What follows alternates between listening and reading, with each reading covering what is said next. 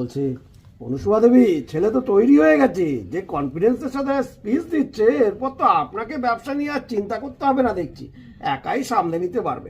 Congratulation. Thank you. হ্যাঁ, আমার একটা কথা বলার ছিল। এখন থেকে আমার এই বিজনেস রূপই দেখবে, রূপ একা। মানে এই দত্ত চৌধুরী পরিবারের ভবিষ্যৎ এখন শুধুমাত্র এই দত্ত চৌধুরী কোম্পানির ভবিষ্যতের একমাত্র মুখ। মানে এই দত্ত চৌধুরী পরিবারের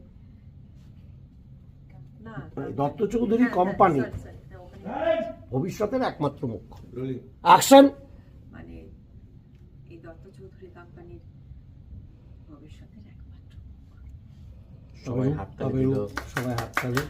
তবে রূপ একা নয়, সঙ্গে শুভও থাকে।